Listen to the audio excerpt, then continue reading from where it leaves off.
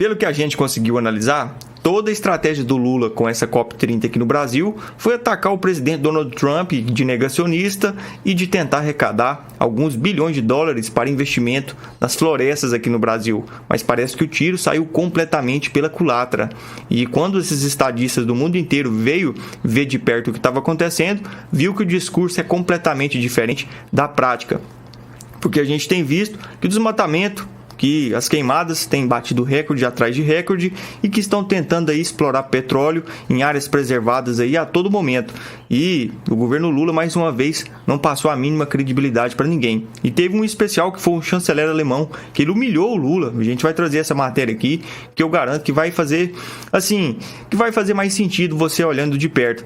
A gente também vai trazer outro vídeo aqui do Gustavo Gayer, onde ele escancara a tamanha hipocrisia da esquerda, de como eles agem ali nos bastidores. A gente vai mostrar muitas matérias aqui para vocês. E, pessoal, meu nome é Samuel Fernandes. A gente tem sempre vindo aqui no canal do Dr. Sandro. Eu tenho, assim, uma gratidão enorme por vocês terem deixado o like, por ter dado algum comentário, por dar uma crítica construtiva. A gente está sempre aqui tentando aprender mais com vocês. Vocês têm muito mais experiência que eu nessa área. E a gente está aqui para aprender junto e trazer muitas matérias aqui que é muito importante para a nossa atualização na política e na geopolítica também. Vamos começar aqui de matéria para a gente entender tudo que está acontecendo. Eu resolvi trazer aqui alguns vídeos e tem muitas aqui para a gente comentar junto também. Primeiramente, vamos colocar aqui esse vídeo com o Gustavo Gayer, falando aqui sobre a tamanha hipocrisia da esquerda. Preste bastante atenção nesse vídeo para a gente, assim, relembrar tudo que está acontecendo e não pode achar que tudo isso é normal de maneira nenhuma. Olha só esse vídeo.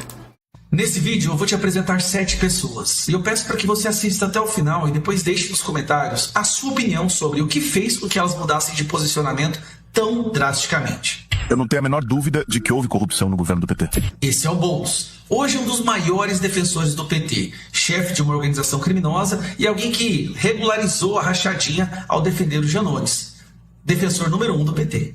Ministro da Segurança, ministro da Secretaria da Presidência. No governo Lula era uma roubalheira e só a bandidagem do PT que tinha acesso a isso. Querido Janones, que admitiu fazer corrupção, admitiu fazer rachadinha, hoje é um dos maiores defensores do Lula. A senhora considera o presidente Lula corrupto? Sim. Ele está sendo punido por crime de corrupção.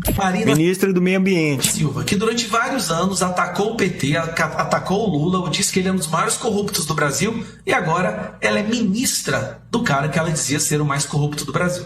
O Lula não tem a capacidade de fazer um meia-culpa, né, como grande orquestrador do até então maior escândalo da história da República, que foi o Petrolão. É Simone Tebet, também ministra do Lula nesse momento, e como você viu, acusava o Lula de ser corrupto. Você sabe que esse Alexandre de Moraes tem uma folha?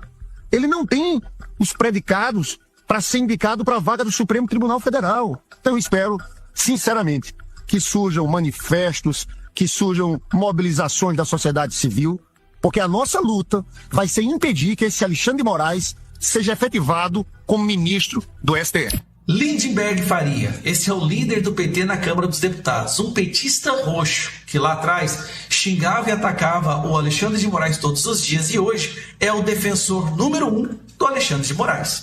Um governo corrupto que foi colocado para fora do Brasil pela corrupção, pela falta de vergonha na cara de quem roubava bilhões e bilhões. Se, ao invés de roubar bilhões, tivesse investido na segurança, se ao invés de desviar dinheiro para construir porto em Cuba, tivessem investido em presídio, nós estaríamos muito melhor. Obrigado. Parece até um discurso de presidente, né? Mas, peraí que eu vou calar a boca aqui, né? Vai que a gente dá ideia, pelo amor de Deus. Esse o Brasil inteiro conhece, senhor Alexandre de Moraes. Lá atrás acusava o PT de ser uma organização criminosa, de praticar corrupção e hoje é um dos que mais trabalha para manter o PT no governo e defender o Lula de qualquer acusação. Depois de ter quebrado... Esse aqui também não precisa nem falar. Não precisa nem falar. ...do Brasil, Lula diz que quer voltar ao poder. Ou seja, meus amigos, ele quer voltar à cena do crime. Este é Geraldo Alckmin. Geraldo Alckmin, vice-presidente no governo do PT, faz campanha para o Lula, mas lá atrás dizia que o Lula tinha ligação com as Farc, organização criminosa, e que era um ladrão querendo voltar à cena do crime. E aí? O que foi que aconteceu que fez essas pessoas mudarem de opinião tão drasticamente? Deixa nos comentários.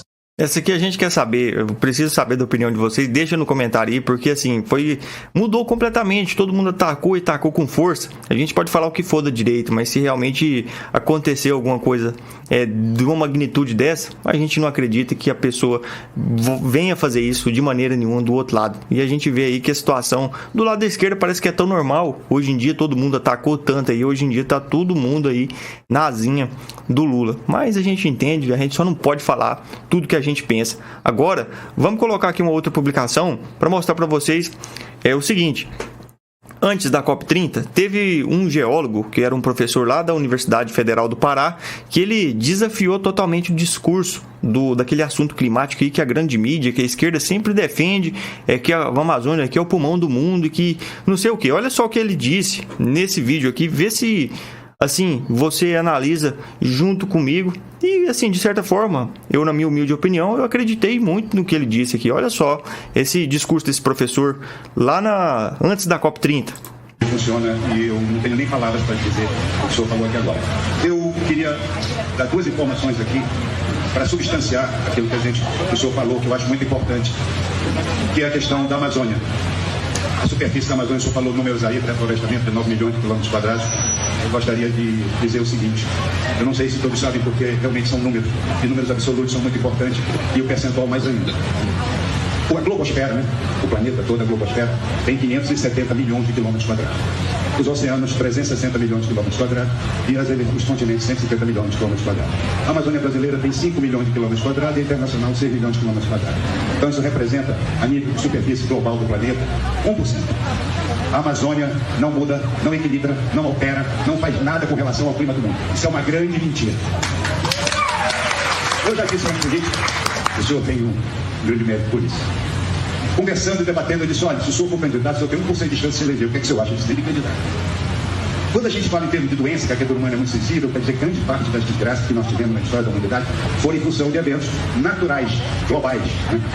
Então, é importante que, como fala a questão da medicina, se chegar com qualquer um de nós, né, gente? Dizer, ó, você está com uma doença grave, tem 1% de chance de sobreviver, 99% de chance de morrer. Nós vamos nos pegar nesse 1%, não é isso? Então esse 1% do mundo, que não muda o clima do planeta, nem equilibra, nem pulmão do mundo, não é perrengue disso, é nosso. É nele que nós temos que nos pegar para sobreviver. Usar os nossos recursos naturais, gerir o nosso território. Nós temos de viver e sobreviver aqui. Não é o mundo que vai nos ensinar como nós vivemos aqui. Eu tenho 54 anos de geologia andando nesse planeta. Só não fui na China e nem no Japão, na Extremácia, mas conheço o deserto do Saara. O deserto do Saara tem 9 milhões e 200 mil quilômetros quadrados. É maior que o Brasil. Nem o Brasil equilibra o clima do mundo. Isso é cruel para quem é cientista. Eu sou um cientista. Levei muitos anos para poder chegar até aqui e com o maior prazer ouvir a sua palestra e contribuir para isso. E vou dizer mais uma, que é a terrível. O CO2, gente, o mundo passou por eras de gelo, de frio, de calor. O calor é que traz a vida. O gelo mata. Todas as grandes doenças ocorreram em período geológico que nós tivemos o frio. Nós tivemos a explosão de um grande vulcão. Os vulcões podem mudar o clima do mundo em poucos dias e poucos meses. A temperatura até abaixou, foi a era do gelo da Idade Média. Doença, desgraça, fome, miséria. Então é preciso entender o CO2. Quando a gente fala na composição da atmosfera, são números. Ministro, isso é padaria, conta de padaria de qualquer comerciante. Zol, deixa nos comentários aí pra gente saber qual que é a sua opinião sobre a fala desse professor aqui, desse geólogo lá da Universidade Federal do Pará, que ele disse ali antes da COP30. Mas vocês lembram a hipocrisia da esquerda? Antes, sempre quando, na época do Bolsonaro, quando acontecia qualquer queimada que fosse, acontecia ali algum desmatamento, a Rede Globo fazia assim fazia em peso uma matéria assim gigantesca atacando o governo, falando que está acabando com o mundo, que não sei o que. Agora acontece, é pior que agora no governo Lula. Vocês viram aquelas matérias ali que está saindo, que estão querendo explorar petróleo em área ali totalmente preservada, onde não tem assim... nunca foi direito de ninguém explorar petróleo. Aí o Lula agora com o governo está querendo aí fazer isso lá naquela... onde está acontecendo, e a gente vê toda essa hipocrisia aí sendo levantada aí a todo momento. Não é à toa que o chanceler alemão deu esse chega para lá no Lula aqui, porque imagina só como que é difícil investir no lugar onde você não tem, você não vê esperança de praticamente nenhuma nesse sentido, porque é igual a gente falou na introdução desse vídeo, quando o discurso é completamente diferente da prática, fica complicado de você levar a sério tudo que acontece.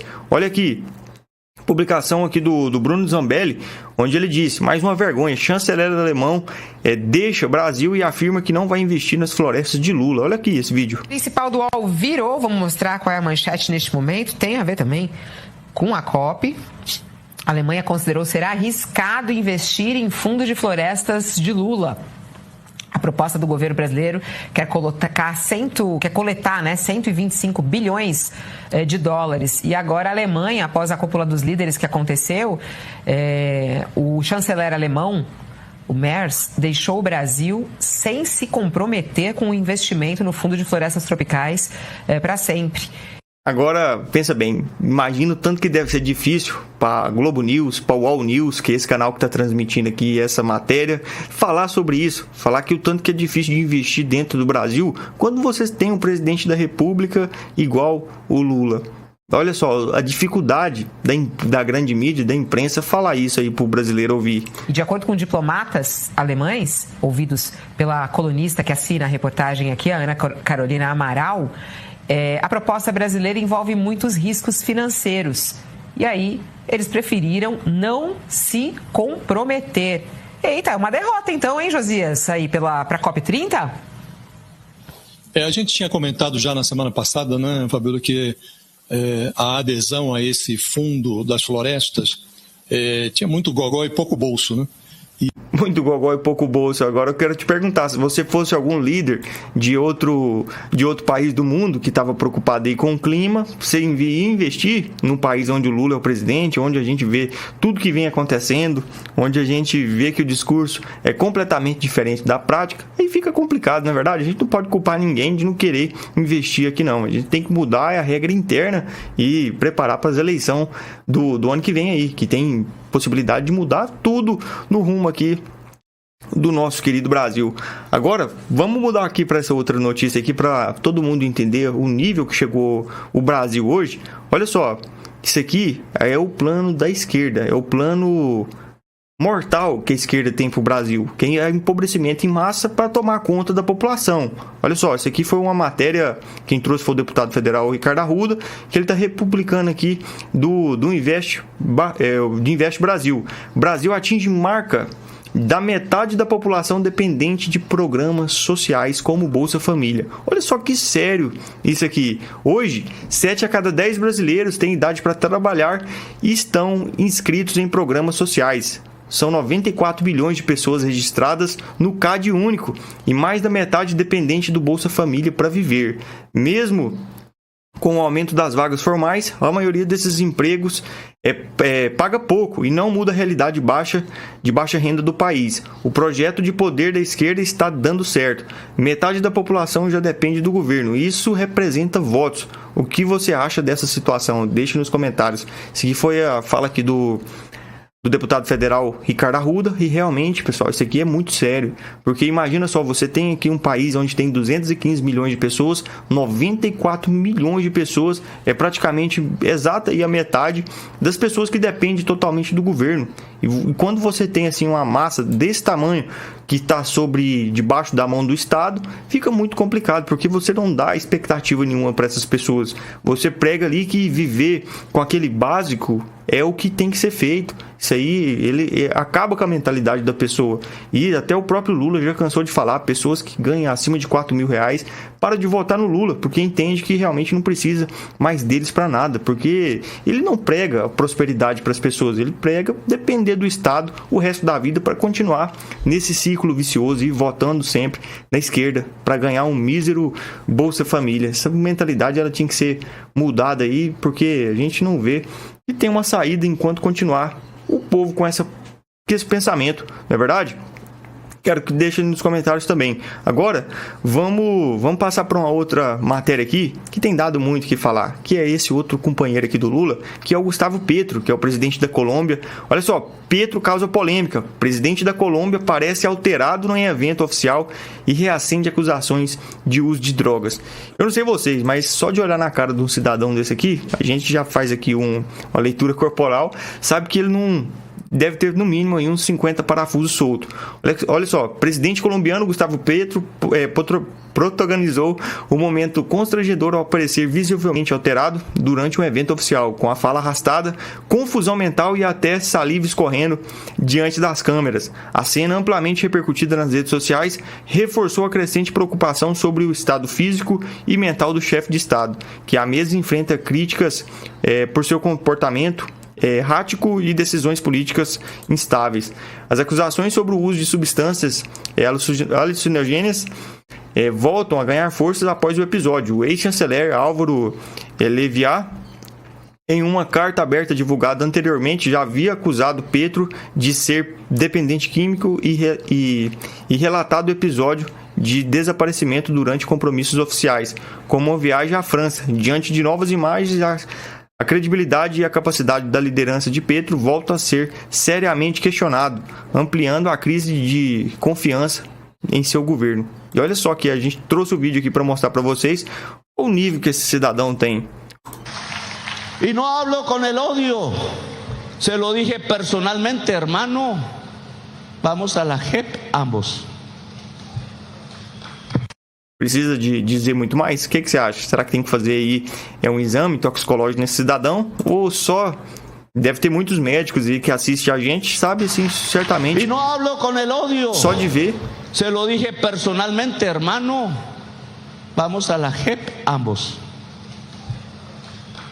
Esse aqui é o companheiro do Lula, é o mesmo companheiro que está defendendo o Maduro, que está atacando o presidente Trump, e a gente torce para que ele continue atacando o Trump, porque, para quem não entendeu, fronteira com a Venezuela, qualquer desfecho vindo da Venezuela pode descer para Colômbia ali também, que a gente sabe que é praticamente a mesma rota de drogas aí pelo mundo. A gente sabe que essa situação aí, o presidente Donald Trump já disse que quer acabar com isso aí imediatamente, e a gente entende que não vai demorar muito, porque imagina só, hoje o gasto com essas tropas ali que estão ali nas costas da Venezuela, de todas as embarcações, esse porta-aviões, que é o maior do mundo, que é o Forbes, pessoal, tá gastando $1 bilhão por dia esse investimento do presidente Donald Trump. Você acha que ele vai realmente colocar isso tudo à toa e não vai resolver essa questão? Tá demorando, tá, mas a gente acredita que a hora do ditador Maduro vai chegar também lá na Venezuela. E aqui, esse cientista político, ele foi perguntado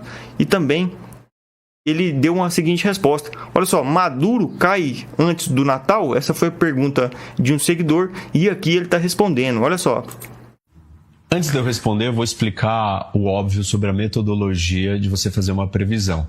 Eu estou olhando para uma foto de hoje ao responder essa pergunta e fazer um desenho de um cenário. O que eu estou falando aqui é óbvio, mas acho que é importante explicar. Amanhã a gente acorda e tem um fato novo, um acontecimento novo. A equação, o cenário que foi desenhado hoje, ele já não vale mais. Então, essa previsão já não tem mais utilidade. Como a vida não é estática, cada dia nós trazidos para a equação e o cenário vai mudando. Então, com as informações que eu tenho hoje, do jeito que nós estamos colocados hoje, a minha resposta é sim, o Maduro cai antes do Natal. Até o Natal, né? Antes do Natal, um dia antes do Natal. Amanhã tudo pode mudar.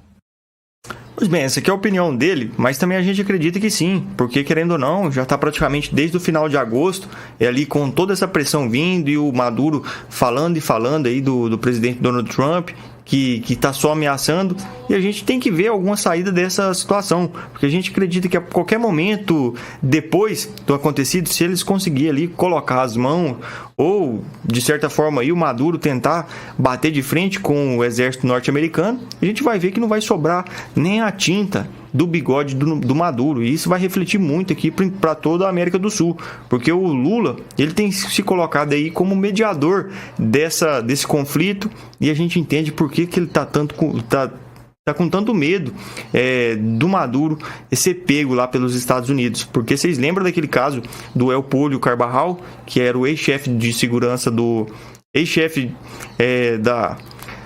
dos militares ali da Venezuela, da época do Hugo Chávez. Ele foi preso e tá para ser julgado lá nos Estados Unidos. Ele entregou tudo, ele entregou todo mundo aí, esses presidentes que estavam envolvidos aí com toda a esquerda aqui na América do Sul, e disse que as empresas de petróleo da Venezuela tinha financiado a maioria das eleições de todos esses esquerdistas aí que tomaram conta da América do Sul por muitos e muitos anos. E a gente quer ver as cenas aí do próximo capítulo aí, quer ver muito essa situação aí acontecer logo, porque igual o Dr. Sandro sempre fala, tá todo mundo aqui, ó, com a cervejinha na mão esperando só para ver acontecer. Não é verdade? Deixa aí nos comentários como que você acha que o Maduro vai cair do cavalo. Coloca aí pra gente que é importante a gente saber aí.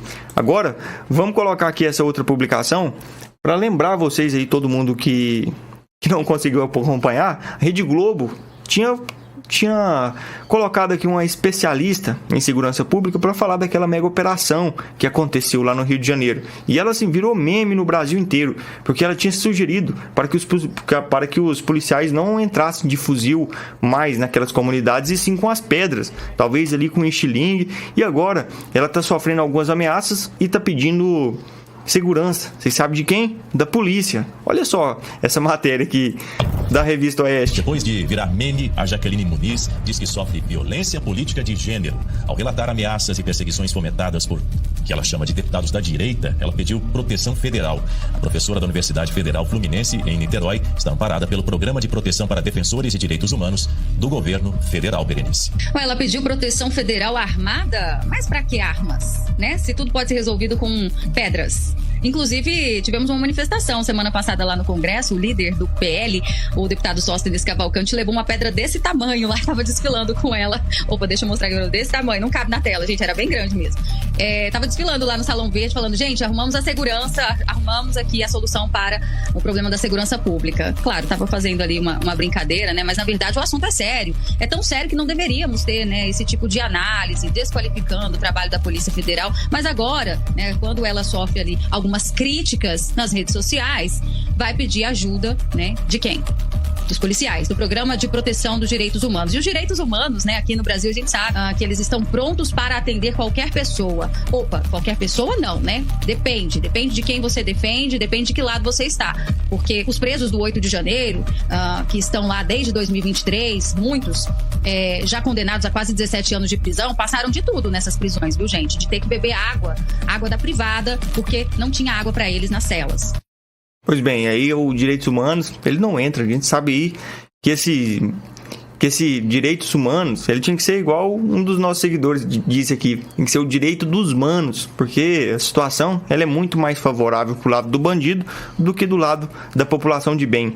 E a gente vê toda a movimentação do governo Lula para não classificar essas pessoas aí que são envolvidas nessas facções criminosas como organizações terroristas, mas para colocar aquelas pessoas ali que invadiu os três poderes, aí pode falar que é terrorista à vontade, porque aí não atrapalha investimento, não atrapalha nada. E aqui, para a gente relembrar o que aconteceu, o Guilherme Derrite, que é o relator daquela PL antifacção, ele deu uma lapada muito grande aqui na jornalista da Globo News, que tentou lacrar em cima dele, que tentou ensinar ele como que se faz segurança pública. Olha só, foi uma publicação do Sóstenes Cavalcante, onde ele diz: lapada, Derrite ao vivo na Globo. Mesmo não estando dentro de um ato terrorista, causa o mesmo dano social como se fosse um ato terrorista. É nada mais do que isso, olha aqui. A gente sabe que no seu relatório o senhor deixou de lado ali uma equiparação de facções criminosas a grupos terroristas.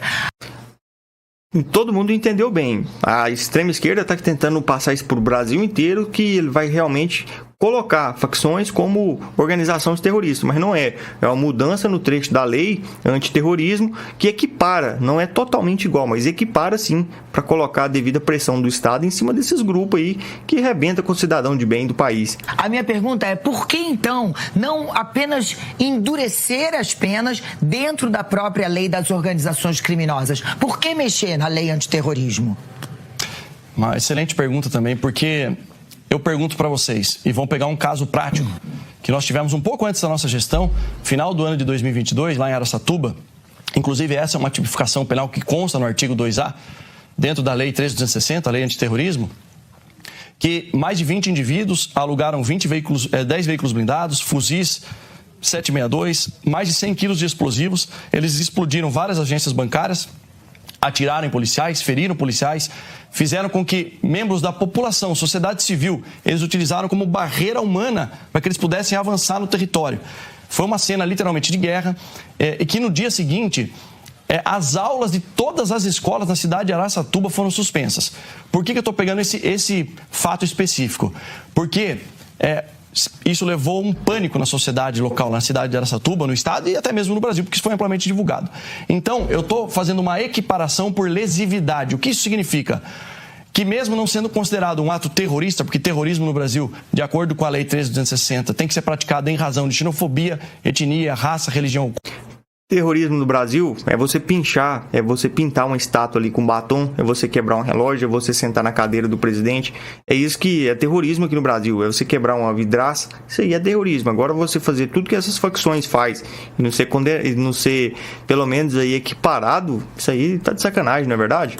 Mesmo estando dentro de um ato terrorista, ele causa o mesmo dano social como se fosse um ato terrorista. Por isso, a inclusão e a tipificação nesse artigo 2A. E além disso, nós estamos aumentando a pena de 12 a 30, que era mínimo 12, máximo 30 anos dentro da lei de terrorismo, para 20 a 40 anos de punição para quem comete esses crimes, como esse que eu mencionei, do Novo Cangaço, como o domínio de territórios que acontece no Rio de Janeiro, como a exploração econômica de internet, de água, de energia, que também acontece em várias comunidades do Brasil, especialmente no Rio de Janeiro. Então, a equiparação é o dano que causa na sociedade como se fosse um ato terrorista, porque de fato leva terror e pânico para a população que sofre as consequências gravíssimas desses domínios de territórios e desses crimes graves. Além disso, o cumprimento de pena é aumentado de no mínimo 40% para no mínimo 70% em regime fechado. Tenho certeza que vai ser uma grande punição para aqueles que cometem esses atos aí que causam horror na sociedade brasileira.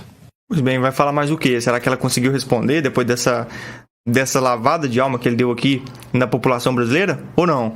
Olha só, aqui agora também tem um outro caso que a esquerda ela sempre tenta falar sobre os direitos humanos e eles estão tentando aí a todo momento. A gente viu todas aquelas matérias que saiu naquela mega operação que aconteceu no Rio de Janeiro, onde o governo federal estava estudando ali junto com os ministérios de certa forma bancar as famílias dos bandidos que morreu ali na operação, trocando tiro com a polícia. Tem condição? E nesse texto aqui dessa PL antifacção, o Derrite ele tá anulando completamente as chances de deixar isso acontecer. Porque imagina só, a gente ter que trabalhar, a gente ter que pagar imposto para manter a família aí de um cara que realmente prefere ficar na vida como um bandido. Olha só, PL antifacção, relatório de Derrite proíbe pagamento de auxílio a dependentes de criminosos. Olha só, o portal R7, que é o que está trazendo a matéria, diz o seguinte, abre aspas, nomeado relator da PL antifacção, o deputado federal Guilherme Derrite, do PP de São Paulo, fez mudanças importantes no projeto enviado ao Palácio do Planalto. Além de incluir no parecer a equiparação entre facções e terroristas, o secretário de Segurança Pública de São Paulo também quer proibir o pagamento de auxílio reclusão a dependentes de membros de organizações criminosas. Isso aqui é o básico do básico, mas no Brasil parece que tem que ser feito tudo pelo básico para começar certo, não é verdade? Atualmente, a lei estabelece que o pagamento de auxílio é feito pelo INSS aos dependentes de um segurado de baixa renda preso em regime fechado ou semiaberto. É muito mais fácil não escolher o mundo do crime, porque a gente tem visto aí tudo que tem acontecido. Ontem também a gente trouxe uma matéria aqui para falar o tamanho da fila do INSS, onde lá em 2022, uma das principais pautas da campanha do Lula era de zerar a fila do INSS, mas a gente viu que completamente foi uma outra mentira grande do presidente Nine, né? E ele assim, e não só ele não zerou a fila, mas como dobrou mais do que o dobro, porque na verdade era 1.200.000 pessoas que estavam na fila e hoje é 2.700.000 pessoas no último levantamento em agosto. E a gente sabe onde o brasileiro que tanto trabalhou nesse país, o brasileiro que tanto fez pela sociedade, chegou a hora ali de aposentar. Muitos aí não estão conseguindo por pura incompetência de um governo que realmente que faz sempre aí para proteger o lado errado da história. É isso. Tem hora que a gente até perde as palavras aí, porque tanta coisa que a gente não pode falar que acaba dando isso. Agora, vamos colocar aqui um último vídeo. publicação aqui pra gente finalizar esse vídeo, que é uma ironia de um vídeo do Paulo Souza interpretando ali o ministro Alexandre de Moraes para mostrar para a população quem é perigoso ou quem não é perigoso. Nessa equiparação que a gente já está falando, trazendo aquele assunto da PL antifacção. Olha só, preste bastante atenção aqui, isso aqui é uma sátira, isso aqui é um vídeo assim muito crítico, mas assim, de certa forma ficou muito engraçado também, porque a realidade parece que é bem isso. Vamos de criminosos mais perigosos? Vamos lá. Rodrigo Constantino ou André do Rap? Rodrigo Constantino, com certeza, é mais perigoso. André do Rap já tá solto, a gente já devolveu o helicóptero dele.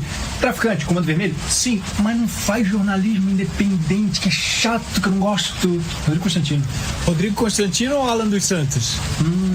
Os dois são perigosíssimos, tá? Mas o Alan, ele me irrita de um jeito que dá vontade assim de... Alan dos Santos. Alan dos Santos ou Gedel Vieira Lima? Alan dos Santos. O Gedel teve as malas com 50 milhões desviados, mas já tá livre, já passou, gente, já passou. O Alan não. O Alan... mentira do sério. Alan dos Santos ou Daniel Silveira? Caramba, isso é difícil, tá? Os dois são muito bobos, muito idiotinhas. Mas o Daniel é desaforadinho. Oi, que desaforadinho. Daniel Silveira. Daniel Silveira ou Sérgio Cabral? Daniel Silveira. Sérgio Cabral tem seus tropeços, uma organização criminosa aqui, uma lavagem de dinheiro ali, aquela coisa de 400 anos de prisão, né? Mas já tá na cobertura dele, no Leblon, tá tranquilo. O Daniel Silveira é mais perigoso. É um cara que arquitetou sozinho toda uma opinião que eu não gosto. É muito bobo, ele é muito bobo. Daniel Silveira ou Débora dos Santos? Nossa, isso aí é difícil, né? Uma Débora dos Santos, mais perigosa. Ele escreveu, vocês sabem, né? Não gosto nem de falar, batom. A Débora dos Santos. Débora dos Santos ou Elise Matsunaga? Débora dos Santos. Elise esquartejou o marido. Mas usou batom? Não usou, entendeu a diferença? Elise Matsunaga já tá livre, já é estrela da Netflix. Débora dos Santos. Débora dos Santos ou Lula? Lula? Quem? O presidente? Olha, não é porque ele foi condenado em 3 instâncias por uma dúzia de juízes que ele pode estar nessa lista. É uma informação verdadeira que pode levar a conclusões falsas. Você quer ser preso? Eu vou desconsiderar isso dessa vez, tá ok? Tá bom, desculpa. Débora dos Santos ou Suzane von Richthofen? Débora dos Santos. A Richthofen nunca escreveria de batom numa estátua, nunca. E também já tem série na Netflix. Então a vencedora é a Débora dos Santos. Tá aí então, Débora dos Santos a mais perigosa. Pessoal, esse aqui infelizmente é rir pra não chorar, porque a situação que o Brasil tá hoje, assim, é desesperador, mas a gente não pode perder a esperança de maneira nenhuma. Pessoal, então foi isso, esse aqui foi o quarto editorial do dia. Se você gostou, deixa seu like, comenta e ajuda a gente a bater a nossa meta aqui também de 2 milhões de inscritos. E a gente também tem um canal aqui que tá na descrição, que é o Editorial Central, onde todo dia a gente faz vídeos ali, mostra algumas matérias de novidade.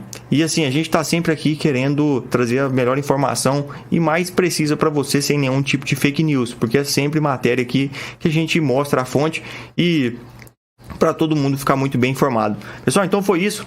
Se você gostou, deixe seu like, tamo junto, até o próximo vídeo. É um prazer e uma honra enorme estar sempre aqui com vocês, trazendo aqui esse editorial, tá bom? Tamo junto, até o próximo vídeo, se Deus quiser.